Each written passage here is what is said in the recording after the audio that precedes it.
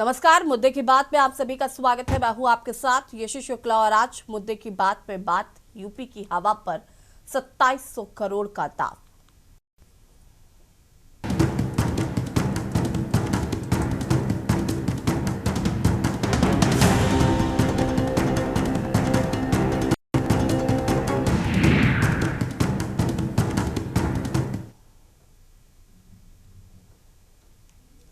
आज हम बात करेंगे उस 30 करोड़ डॉलर यानी कि करीब 2700 करोड़ रुपए पर जिसका दावा है कि वो यूपी की हवा बदल देंगे, लोगों की सांस बचा लेंगे और 2030 तक प्रदूषण के अंधेरे को कम कर देंगे।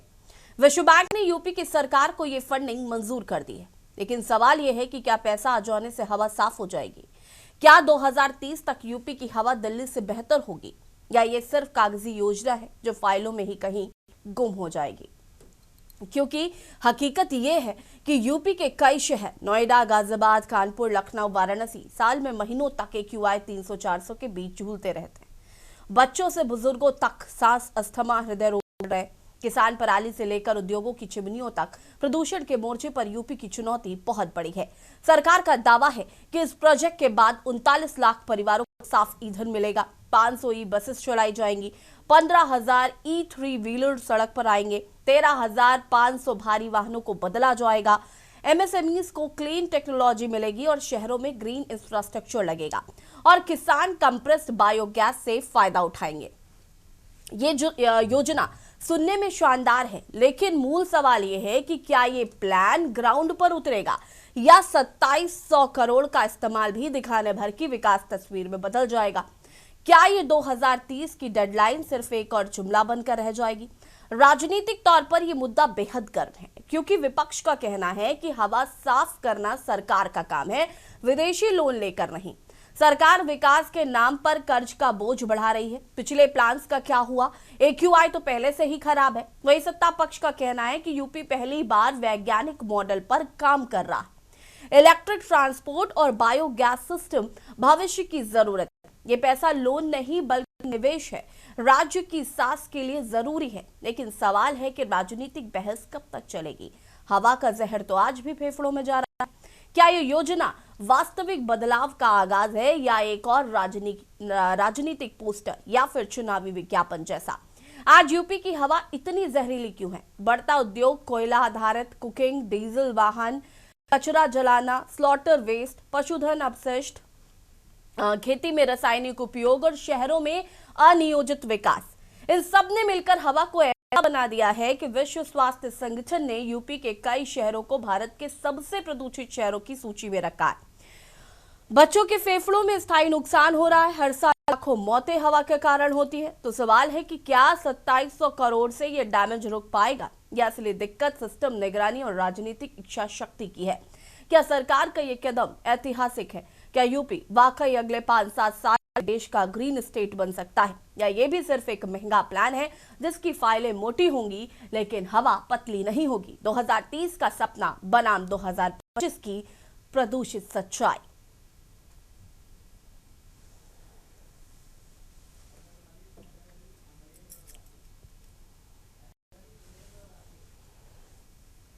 और इसी मुद्दे पर बातचीत करने के लिए मेहमान हमारे साथ जुड़ चुके हैं। हैदर अली, सपा नेता हमारे साथ जुड़ चुके हैं। अमरेंद्र यादव, मौसम वैज्ञानिक हमारे साथ जुड़ चुके हैं। राकेश मिश्रा जी, सोशल एक्टिविस्ट हमारे साथ जुड़ चुके हैं। सबसे पहले तो सभी का बहुत बहुत स्वागत है। शुरुआत में अमरेंद्र यादव जी आपसे करना चाहूंगी, मौसम में जो बदलाव देखने को मिल रहे हैं या जिस तरीके की धुंध हम आजकल देख रहे हैं, काफी लंबे समय बाद इस तरीके का मौसम देखने को मिल रहा है, क्या ये प्रदूषण का एक बड़ा प्रदूषण इसके पीछे एक बड़ा कारण हो सकता है? कि आप आज के दिन में हमको इनवाइट की हैं, इसके लिए बहुत सारे धन्यवाद आपको। कि आज के दिन में इस समय प्रेजेंट टाइम में जो वेदर की कंडीशन है, मौसम की जो कंडीशन है, इस समय ठंडी के समय में होता क्या है कि जो हमारे पार्टिकल होते हैं वो काफ़ी पास पास हो जाते हैं ड्यू टू ये कहा जाए कि लो प्रेशर जोन डेवलप होने की वजह से। गर्मियों के समय में ये पार्टिकल्स क्योंकि जब हमारे वातावरण में इन्वायरमेंट में टेम्परेचर अधिक होता है तो ये पार्टिकल्स दूर दूर होते हैं, उस समय पॉल्यूशन की कंडीशन कम होती है। लेकिन वहीं पर ठंडी के समय में ये पार्टिकल्स नज़दीक आ जाते हैं, ग्राउंड लेवल पर आ जाते हैं, जैसा कि आप धुंध और कोहरे के रूप में सुबह के समय में, शाम के समय में या रात के समय में देखने के लिए मिलता है। ये समस्याएं इस समय इस कहा जाए कि टेम्परेचर में जो आज 10-12 degree Celsius, 8 degree Celsius very कर रहा स्टेट के अलग अलग क्षेत्रों में, इसकी वजह से ये चीज़ें आती हैं। और इसको मेंटेन किया जा सकता है। ढेर सारी टेक्नोलॉजी हैं, एग्रीकल्चर की टेक्नोलॉजी हैं, इन्वायरमेंट की टेक्नोलॉजीज हैं। लोग केवल होम लेवल पर, ऑफिस, घर और गाड़ियों में ही इन्वायरमेंट को मेंटेन करा जा सकता है, पॉल्यूशन लेवल को मेंटेन किया जा सकता है, लेकिन बड़े स्तर पर मेंटेनेंस के लिए हमारे पास प्रोजेक्ट से, यूपी स्टेट में केवल प्रोजेक्ट से काम चलने वाला नहीं है। हम्म। इसके लिए परमानेंट एम्प्लॉय की आवश्यकता है, जब तक कि ग्राउंड लेवल पर एम्प्लॉय नहीं होंगे।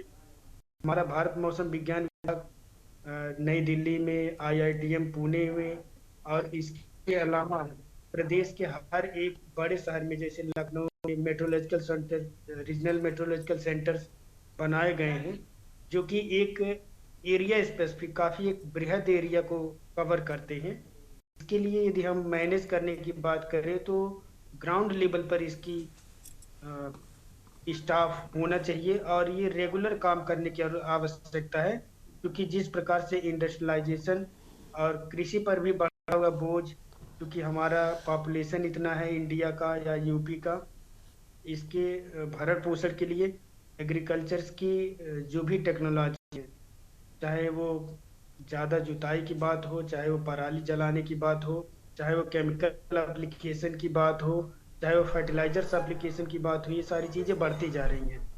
तो इस लोड को कम करने के लिए जब तक परमानेंट सिस्टम नहीं होगा, तब तक इसमें सफल होना मुश्किल सा दिख रहा है। ठीक है अमरन जी, वापस आएंगे आपके पास। हमारे साथ अविरल मलिक भी जुड़ चुके हैं, बीजेपी प्रवक्ता है, बहुत बहुत स्वागत है आपका। हैदर अली जी, 2700 करोड़ क्या यूपी की हवा को साफ करेंगे?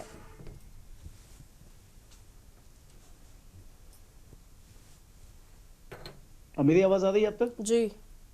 हाँ, देखिए क्या होता है कि 2700 करोड़ लेकर प्रदेश की जनता पर एक भार बढ़ रहा है। निश्चित रूप से इसमें कोई कहीं से असत्य नहीं है। लोनी, हापुड़, गाजियाबाद, लखनऊ जैसे शहर आज दम घुट रहे हैं इन शहरों का। जो देश गर्व करता है सुजलाम सुफलाम मलयज शीतलम, जो इस बात का पूरे विश्व में जिसको विचारक होना था, पूरे विश्व में जिसको इसका मुखिया होना था कि हमारे देश में जो शीतल हवा आती है, वो शीतल हवा को आज हम लोग किस तरीके से विदेशी फंड पे हम लोग आश्रित होकर 2700 करोड़ रुपए विदेश से हम मंगाएंगे। और जो देश सुजलाम सुफलाम मलयज शीतलाम का नारा देने वाला देश आज उस विदेशी फंड पर आश्रित हो रहा है। ये वास्तव में बड़ी सोचने का विषय है कि हम किस ओर जा रहे हैं। जहां एक ओर मैं ये कहता हूं कि शासन प्रशासन की ये जिम्मेदारी बनती है कि वो इन सब चीजों को अपने स्तर पे, अपने पर्सनल जो भी उनके पास संसाधन है उससे वो देखे। लेकिन फिर मैं सोचता हूं कि वो क्या देखेंगे। गंगा की सफाई के नाम पर हजारों करोड़ रुपए खर्च हो गए और आज तक गंगा सब सफा नहीं हुई, तो ये वायु पूरे प्रदेश की कैसे सफा करेंगे। इनकी नियत और नीति में मुझे खोट नजर आ रही है। सिर्फ 2700 करोड़ का खेल है, वो खेल हो जाएगा और खेल के बाद फिर हम लोग उसी AQI से जैसे आज संघर्ष कर रहे हैं, इसके बाद भी वैसे ही संघर्ष करते नजर आएंगे। लेकिन फिर भी यदि ऐसा प्रयास है तो मैं इस प्रयास की सराहना करता हूं और धन्यवाद देता हूं। कम से कम हमारे इस नाम पर किसी का तो कोई फायदा होने जा रहा। ठीक है अविरल मलिक जी, सवाल बड़ा है कि 2700 करोड़ कोई छोटी रकम नहीं होती है और कहीं ना कहीं कर्जा बढ़ेगा, वो अलग विषय है। लेकिन क्या नमामि गंगे की तरह ये परियोजना, ये योजना भी धरातल पर आकर धराशायी हो जाएगी?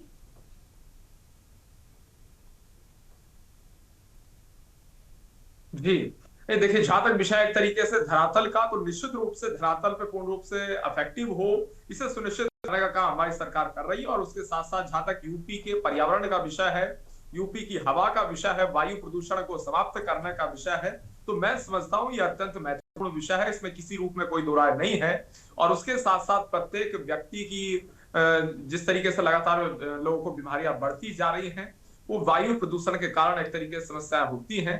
और साथ साथ जहां तक विषय एक तरीके से हमारे प्रदेश सरकार का, केंद्र सरकार का, तो निश्चित रूप से हमारा लक्ष्य है कि पर्यावरण पूर्ण रूप से स्वच्छ हो, सुरक्षित हो और एनवायरनमेंट अच्छा रहे।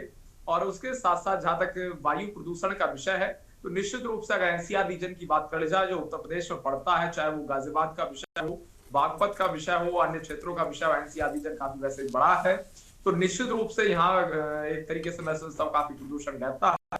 उसे दृष्टिगत रखते हुए किस तरीके से प्रदूषण कम, एक तरीके से कम हो, इसको मैं समझता हूँ हमने एजेंडे में रखा हुआ है। और उसके साथ साथ जहां तक विषय है उत्तर प्रदेश की सरकार का, तो हमारा विरल जी विश्वास की कमी है, ठीक है। नमामि गंगे परियोजना हम सब देख रहे हैं, गंगा कितनी साफ है ये भी हमें नजर आ रहा है, ठीक है। और जब बात विश्वास की कि भाई जब नमामि गंगे के तहत एक बड़ा प्रोजेक्ट है ये, और उसके बाद भी गंगा में साफ नहीं नजर आ रही है, हम कैसे मान लें कि यूपी की आबो हवा 2030 तक साफ हो जाएगी? जी देखिए, जहां तक विषय एक तरीके से नमामि गंगे का, मैं सोचता हूँ नमामि गंगे की योजना जो प्रारंभ हुई वो भारतीय जनता पार्टी के केंद्र में सत्ता बनने के पश्चात प्रारंभ हुई। हमने इनिशिएटिव लिया माननीय प्रधानमंत्री मोदी जी के नेतृत्व में कि नमामि गंगे परियोजना को प्रारंभ किया जाए। पूर्व में इस प्रकार का कुछ नहीं था। आज जब इनिशिएटिव लिया गया उसके बाद जो इफेक्टिवनेस है वो ग्राउंड लेवल पे दिख रही है। और उसके साथ साथ जहां तक विषय एक तरीके से पर्यावरण का, तो मैं समझता हूँ ये हमारे लिए प्रायोरिटी में शामिल है। और ग्राउंड पर इफेक्टिव होने का जहां तक विषय है, किसी प्रकार से इस योजना में कोई भ्रष्टाचार ना हो, करप्शन ना हो, इफेक्टिव तरीके से पूर्ण रूप से जो फंड एलोकेट किया गया है वो ग्राउंड लेवल पे लगे, इसे सुनिश्चित करने का काम हम करेंगे। इसमें किसी रूप में दो राय नहीं है। और इस मुद्दे को राजनीति से परे रखना चाहिए, क्योंकि ऐसा नहीं है कि बीजेपी वाले सारे मुद्दे राजनीति से परे रख ले, आपसे सवाल ना पूछे हम। नहीं पूछना चाहिए, मैं तो कह रहा हूं पूछना चाहिए, लेकिन मैं केवल इतना कह रहा हूं कि ऐसा नहीं है कि केवल बीजेपी वाले सांस ले रहे हैं या सपा वाले सांस ले रहे हैं। वो सब ले रहे हैं, चाहे सपा का हो, बसपा का हो, लोकदल का हो, भारतीय जनता पार्टी का हो, किसी भी राजनीतिक दल का हो। अगर वायु प्रदूषण होता है तो सबको समस्या होती है, इसमें कोई दो राय नहीं। और राजनीति से अलग हटके बात करने के लिए केवल मैंने इस विषय पे इसलिए कहा, जहां तक विषय फंड एलोकेट होने का वो इफेक्टिव तरीके से लगना चाहिए, लेकिन इस मुद्दे को राजनीति में नहीं घसीटना चाहिए। हाँ, सबको एकजुट होकर के पॉलिटिकल लाइन से ऊपर उठ के इस मुद्दे पे सरकार के साथ आना चाहिए, क्योंकि ये राजनीति करने वाला इस प्रकार का इशू नहीं। ठीक है, राहुल गांधी को जरा सुन लेते हैं, प्रदूषण के मुद्दे पर संसद में क्या कुछ कह रहे हैं। चलिए ठीक है, प्रदूषण का मुद्दा जो है वो राहुल गांधी ने भी संसद में उठाया, क्योंकि ये बड़ा मुद्दा है। चाहे दिल्ली की आबो हवा जिस तरीके से खराब हो रही है, और हम चूंकि यूपी की भी बात कर रहे हैं, तो पूरे देश में लगभग कई ऐसे राज्य हैं जहां पर AQI जो है वो 300-400 के पार शहरों में चल रहा है, जो कि काफी ज्यादा बेहद खतरनाक स्थिति में है। सवाल जिसका तस है कि धरातल पर 2700 करोड़ जो हैं वो कितने नजर आएंगे, कि 2030 का वो जो एक डेडलाइन सेट की गई है वो कितनी असरदार होगी। राकेश मिश्रा जी, कहा जा रहा है कि 2700 करोड़ रुपए जो दिए गए हैं WHO द्वारा, उससे यूपी की आबो हवा जो है वो बिल्कुल साफ हो जाएगी, लेकिन ये काम करेगा नहीं करेगा, कई सवाल खड़े होते हैं। क्या कहना है इस पर? देखिए, सबसे बड़ी बात तो यह है कि जागरूकता होनी चाहिए, और सरकार का ये प्रयास अगर इस दिशा में है तो उसका स्वागत किया जाना चाहिए। जहां तक फंड यूटिलाइजेशन की बात है, ये जलवायु परिवर्तन पूरे विश्व में एक बहुत बड़ी समस्या हो गई है, और जलवायु पर जो परिवर्तन आ रहा है वो हमारी प्रकृति से दुराव का मुख्य कारण है। और मेरा तो इसमें यह मानना है कि जो इसके मुख्य कारण हैं उन कारणों पर चर्चा होनी चाहिए, और जिनसे प्रदूषण हो रहा है तो उनको अपन कितना कम कर सकते हैं, अगर अपन सोचें तो ज्यादा अच्छा होगा। दूसरी बात, ग्रामीण परिवेश में जो हमारी पुरानी सनातन परंपरा है, जिसमें गाय को उपयोग में लाते हुए, गाय को केंद्र में करते हुए, उपयोग में रखते हुए यदि हम इसको काम करते हैं तो एक बहुत बड़ा संतुलन हमारे पास में आता है। दूसरी बात कि अगर हम इंडस्ट्रियलाइजेशन के ऊपर बात करें, तो जैसे चिमनी है तो चिमनी को ज्यादा ऊपर जितनी ऊंचाई तक लगाना चाहिए उतनी लगाना चाहिए, उस नहीं लगाने से प्रदूषण हमारे पास आएगा। दूसरी बात यह है कि जो कंक्रीट जंगल हो रहा है उसको भी रोकना होगा। सरकार जो तेजी से विकास के नाम पे रोड बना रही है, रोड में बड़े बड़े पेड़ कटे हैं, जिससे ऑक्सीजन का जो वातावरण में घनत्व है वो कम हुआ है, तो इसलिए ऐसे पेड़ लगाने पड़ेंगे जो ऑक्सीजन का प्रवाह ज्यादा से ज्यादा करें, और जंगलों की भी जो कटाई है वो कम से कम हो। तो इस विषय में अलग अलग विषय विशेषज्ञों की राय लेकर अगर नियम बनाए जाएं तो मेरा ऐसा सोचना है कि ये बहुत लाभान्वित होंगे और इसका कुछ ना कुछ असर पड़ेगा। अब ये विवाद की बात कि सरकार पैसा लाई है, उसका कितना उपयोग होगा कितना नहीं होगा, ये आने वाला समय बताएगा। लेकिन आम आदमी को भी इसके बारे में जागरूक होना पड़ेगा, क्योंकि हमारे लोग किस तरह की जीवन पीढ़ी को देने जा रहे हैं। तो इसलिए स्कूलों में भी इस तरह का पाठ्यक्रम पढ़ाया जाए। जो नई कॉलोनियां बन रही हैं वो इको फ्रेंडली कॉलोनियां बने, तो जिससे अधिक से अधिक अगर पेड़ लगेंगे तो अच्छी बात होगी। अब पेड़ लगाने की बात जहां तक है तो उसमें जल की भी बात होनी चाहिए, मिट्टी की भी बात होनी चाहिए। तो जल, वायु और मिट्टी जो है वो मनुष्य की सबसे ज्यादा आवश्यक वाली चीजें हैं। और जो इसका उपयोग अगर हम करते हैं, तीनों का संभावित संरक्षण भी करें और संवर्धन भी करें, तो इससे हमारी बात को बल मिलेगा। दूसरी बात, अगर हम प्राकृतिक खेती को भी इसमें जोड़ लेते हैं तो इससे भी हमारे जो वातावरण में केमिकल्स के कारण जो गंदगी आ रही है, केमिकल खाद यूज करने के कारण जो गंदगी आ रही है, हमारे बच्चों के डेवलपमेंट पे, मन पे, मस्तिष्क पे जो असर हो रहा है, उसको भी दूर करने में हमको सहायता मिलेगी। जल का शुद्धिकरण हो, वायु का शुद्धिकरण बहुत जरूरी है। अभी तो आज मैं दिल्ली में ही हूं तो मुझे ये पता चल रहा है कि अगर आप ऑटो में निकल जाएंगे तो खांसी आना शुरू हो जाती है।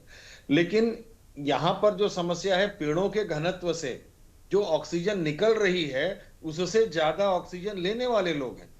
और गाड़ियों का जो प्रदूषण है वो भी है। सौर ऊर्जा का उपयोग हमको अधिक से अधिक करना पड़ेगा, इलेक्ट्रिकल व्हीकल का उपयोग हमें अधिक से अधिक करना पड़ेगा, धुआं रहित वाहन हमको चलाने पड़ेंगे।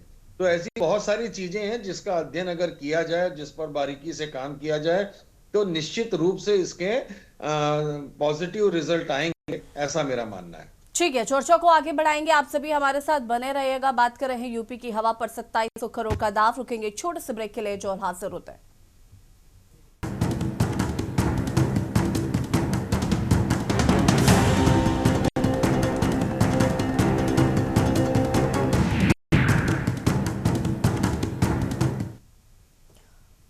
ब्रेक के बाद एक बार फिर से आप सभी का स्वागत है और बात कर रहे हैं यूपी की हवा पर 2700 करोड़ का दाव। चर्चा पर मेहमान हमारे साथ लगातार जुड़े हुए हैं और वरिष्ठ पत्रकार सुरेंद्र दुबे जी भी हमारे साथ जुड़ चुके हैं। सुरेंद्र जी, सबसे पहले तो बहुत बहुत स्वागत है आपका। और जिस तरीके से WHO ने 2700 करोड़ रुपए जो है वो स्वीकृत किए हैं ताकि यूपी की जो आबो हवा है वो सुधर सके, क्या कहना चाहते हैं इस पर?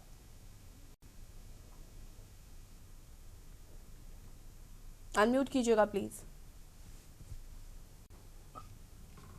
देखिए, ये एक अच्छा प्रयास है और आदमी को जिंदा रहने के लिए जो 2-3 चीजों की सबसे ज्यादा जरूरत है उसमें शुद्ध वायु सबसे महत्वपूर्ण बात है और पानी है। 2 चीजें तो हर हाल में चाहिए, वरना आदमी रहेगा कैसे।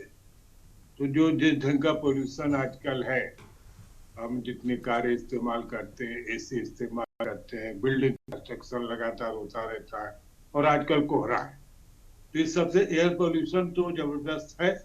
तो मुझे लगता है कि अगर सरकार जिस पर ध्यान दे रही है तो अच्छी बात है।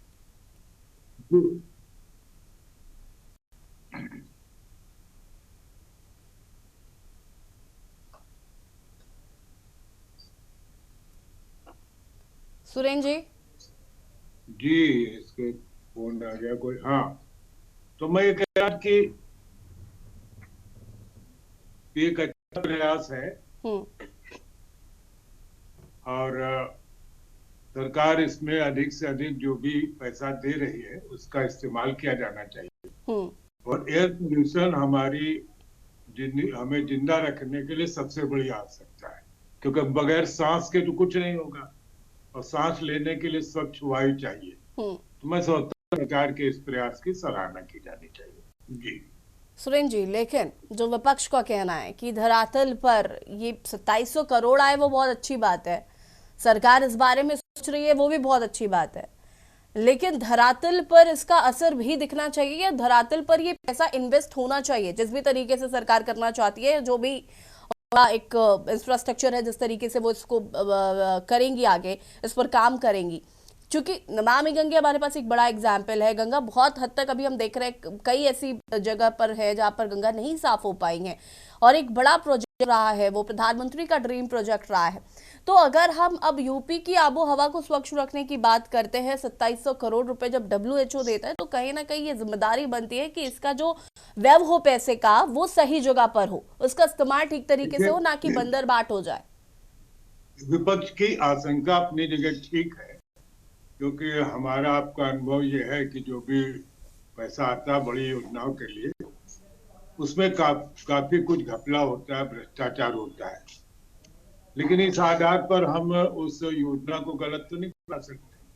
मुझे लगता है विपक्ष को सरकार से मिल करके कोई मॉनिटरिंग के लिए सुझाव देना चाहिए कि सत्ता पक्ष और विपक्ष दोनों की एक मॉनिटरिंग कमेटी बने जो इस बात को देखे कि जो पैसा मैं आपको यहाँ पर रोकना चाहूंगी। राहुल गांधी संसद पे जरा प्रदूषण पर कुछ कह रहे हैं, वो सुन लेते हैं।